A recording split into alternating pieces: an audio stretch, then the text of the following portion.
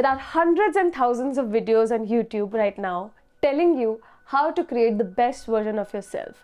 And this may seem like one of them, but here's a catch. I don't think that by just eating right, sleeping right, exercising, and waking up early in the morning is going to create the best version of you. In fact, it is created by something that most people overlook and never focus on. That is our mental and emotional strength. Hi everyone, I'm Anushka Shukla, and in this video I'm going to talk about why and how mental and emotional strength is the biggest contributing factor to your best version. So let's talk about why first. Like, why do we need emotions to change, and what's there in emotions to strengthen and change? Is that really something that can be improved on? I'll tell you, I'll give you my example, and I think that's the best I know. So that's what I'll tell you and what I have learned about it. So growing up, I had low self-esteem, like very bad, like in negative you could say. I had very bad self-esteem. I was very conscious and insecure about my color, my height, my grades, and due to the environment around me, my parents, my family, and everything, my school, my teachers, friends, everything, the way I was brought up at that time, in those conditions, I learned that love is a transaction. You will only be loved when you achieve something good, when you do something right, when you're behaving right, when you're getting good grades, and like my worth was associated to what I was achieving and what I was doing.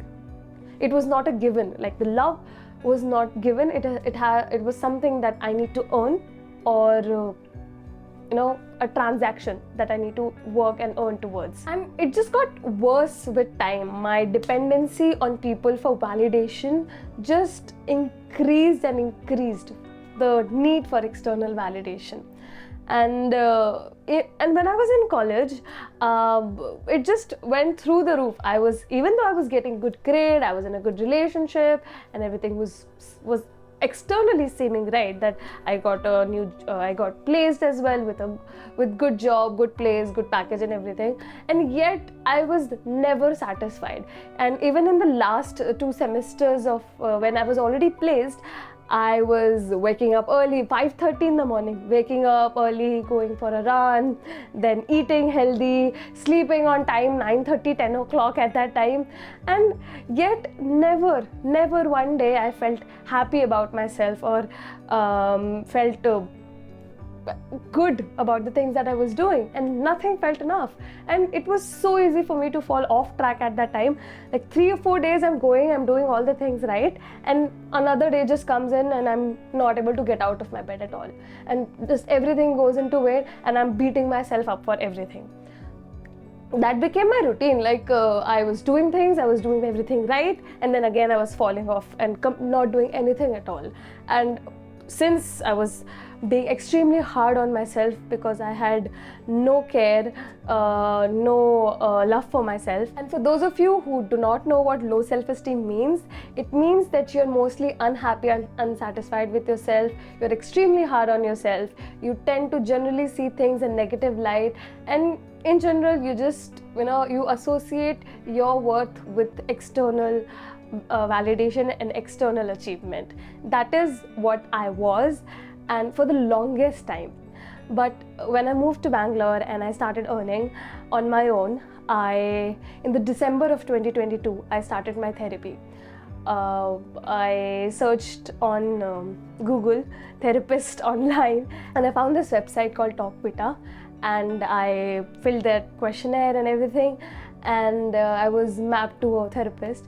And for more than 2 years I've been going to therapy. And in therapy I learned how to truly improve my self-worth and become my best self. In therapy, we used cognitive behavioral therapy approach, in which we targeted my core belief system, which were based on my early life experiences, and which in turn were responsible for my low esteem. We did exercises like challenging my thoughts, writing my thoughts about a situation in one section and contradicting those thoughts in another section for the same situation. and becoming aware of my automatic thoughts and trying to give reasons. For example, if I see a couple of people talking and just laughing, my automatic thought was they're talking something negative about me, or they are laughing at me and there's something wrong with me, that they don't like me or something. And so what therapy taught me was challenge them and ask what actual facts and beliefs or what facts do you have to support that statement of yours that you think they're talking about you. Nothing. You have no idea what they're talking about. They could be talking about anything in this world, and you just feel that they're talking about you, because again, you feel everything is just your fault and everything is wrong with you. So apparently those people are also talking negative about you. So those automatic thoughts, being aware about them and challenging them. And I also worked on my cognitive distortions, like labeling myself in a negative way. The cognitive distortion that everything is my fault, anything that happens wrong with my surroundings or with me is somehow due to something that I am lacking and I don't have, and everything just boils down to me and something wrong with me. So that is a cognitive distortion, like I perceived things in the way that I wanted to, not that it was a reality.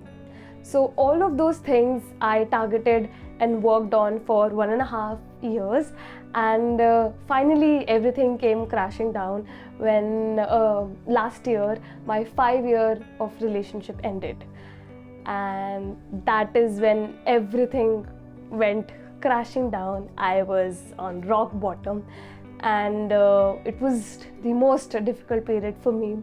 I went through all the stages of grief, all the 5 stages, and but the one thing that helped me, or that took me out of that phase, and which actually made me become my true best version, was my mental and emotional strength.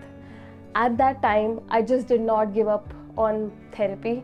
I continued with it. I actually went complete all in to it, and we did all sorts of exercises only the world can imagine. I did affirmations, I did challenging my thoughts, and everything that I learned actually got applied there. And it was the hardest 6-7 months for me. My days were very difficult, but the things that I had learned in the therapy about challenging my thoughts and being aware of what is my automatic thought and answering to that thought and using certain affirmations. Affirmations are largely associated with manifestation and everything, but actually it is very important to use them for rewiring your brain, for rewiring the automatic thoughts that you get, the questions and the doubts that I used to have at that time.